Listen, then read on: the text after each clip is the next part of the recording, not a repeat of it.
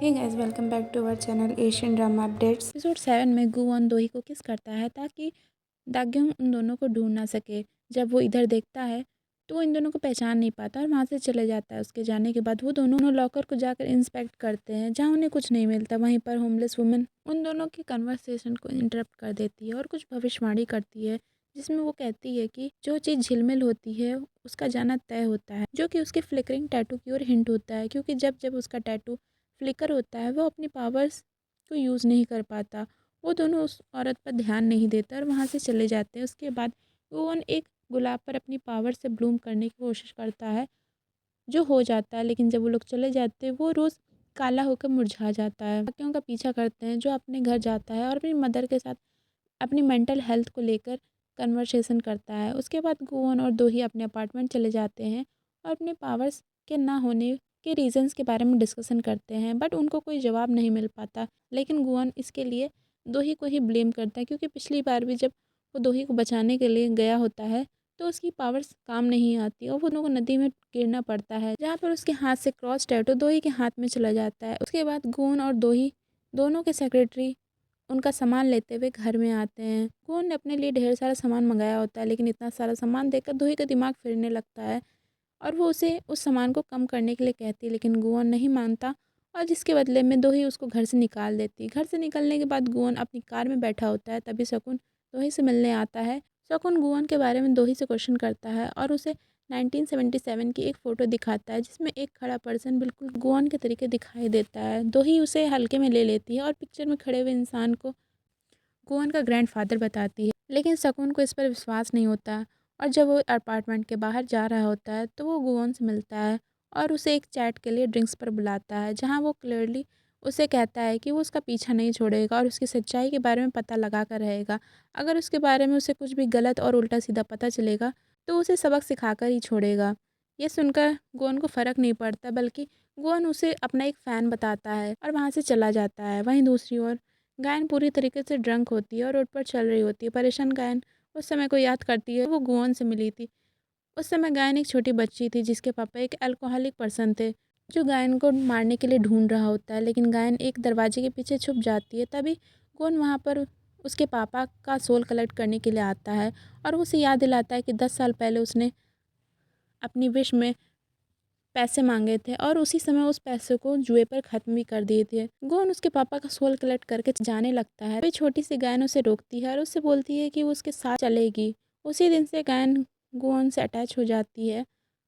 Present में जब कुछ लड़के गायन का एडवांटेज लेने का ट्राई करते हैं, तभी गोन उसे बचा लेता है। सनवुल फाउंडेशन में शकुन को बाहर खड़ा दिखाते हैं। उसके जाने के बाद किलर वहाँ पर चुपके से घुस जाता है और गोवन के ऑफिस में चला जाता है, जहाँ पर वो घड़ियों को देखकर चौंक जाता है और उससे वहाँ पर डीमन की मैनुअल बुक भी मिल जाती है। वो टेबल के नीचे एक रिकॉर्डिंग डिवाइस लगाता है और मैनुअल बुक को अपने साथ लेकर चला जाता है। उसी रात गोवन चुपके से घर में आता है। उसे लगता है कि दोही सो गई, लेकिन दोही वहाँ सो नहीं रही होती है, वो जगी होती है। गोवन कहता है कि वो उसके लिए केयर कर रही है। दोही उसका जवाब उल्टा देती है। तभी गोवन कहता है कि उसको रिचार्ज होने की ज़रूरत है। इसके बाद गोवन और दोही दोनों एक बेड पर लेट जाते हैं। थोड़ी ऑकवर्ड और रोमांटिक मोमेंट्स के बाद दोनों सो जाते हैं। सुबह उठने के बाद दोही को उसकी सेक्रेटरी की कॉल आती है, जहाँ उसे पता चलता है कि उसके खिलाफ सभी सोशल साइट्स और न्यूज़ चैनल पर झूठे र्यूमर्स फैलाए जा रहे हैं, जहाँ पर उसकी ग्रैंड मदर का मर्डर करने का ब्लेम लगाया जा रहा है, ताकि वो उनकी सारी संपत्ति की उत्तराधिकारी बन सके। उसके बाद दोही और गुवोन सुकमिन के पास जाते हैं। दोही सुकमिन के सामने फैलाए गए इस र्यूमर्स का कन्फ्रंट करती है और सुकमिन भी इस बात से इनकार नहीं करता। ग्रैंडमा को लेकर उन दोनों के बीच कुछ बात होती है और जब दोही जाने लगती है, सुकमिन पीछे से शूटिंग करते हुए उसे धमकाता है। गुवोन और दोही उस पर्सन के पास जाते हैं जिसने सबसे पहले इस र्यूमर्स को फैलाया था और उसे सक्सेसफुली डरा देते हैं और वहाँ से चले जाते हैं। उसके बाद गुवोन और दोही के साथ अपने ऑफिस में आता है, जहाँ बोग्यो से बताता है कि उसकी मैनुअल नहीं मिल रही। वह दोनों उसकी मैनुअल को ढूंढते हैं और उस बुक के बारे में डिस्कशन करते हैं कि उस बुक में भला क्या लिखा है और क्या नहीं। बोग्यो बातों बातों में बता देता है कि उस डेमो के मैनुअल में डीमन की लिमिटेशन, उसकी पावर्स और डीमन की हिस्ट्री से रिलेटेड सारी बातें हैं। ये सारी बातें किलर रिकॉर्डिंग डिवाइस से सुन रहा होता है और ये सब जानकारी और मैनुअल की इस जानकारी को एब्रा एक्सेस को दे देता है, जो उसे ऑर्डर देता है कि दोही के बिना गुवोन एक सिंपल ह्यूमन है और उसे गुवोन को मारने का ऑर्डर देता है। जिसके बाद गुवोन और दोही गायन का परफॉर्मेंस देखते हैं, जहाँ गुवन को अपने अतीत का फिर से आता है जब वो ह्यूमन था, और वो उस लड़की की मेमोरी देखता है जो स्वॉर्ड प्रैक्टिस कर रही होती है। जब दोनों बाहर आते हैं तो गैंगस्टर की टोली वहाँ पर आ रही होती है। ये वही ग्रुप होता है जिससे गुवन ने फ़ाइट की थी। गुवन और दोही को लगता है कि वो लोग उन दोनों से फ़ाइट करने आए हैं, और वो अपनी पावर्स का इस्तेमाल करके वहाँ से टेलीपोर्ट होने का ट्राई करता है, लेकिन उसकी पावर्स काम नहीं आती।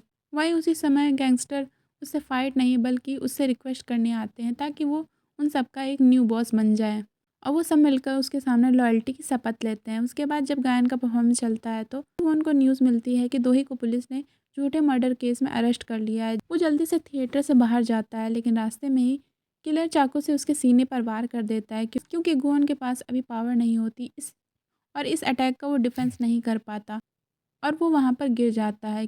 किलर उस चाकू पर अपने पैर से मारता है और फिर उस चाकू को उसके सीने से निकाल भी देता है। गुवन दोही का नाम लेता है। वहीं दूसरी ओर पुलिस स्टेशन में दोही अकेले बैठी होती है, जिसको गुवन की सिचुएशन के बारे में कुछ भी खबर नहीं होती।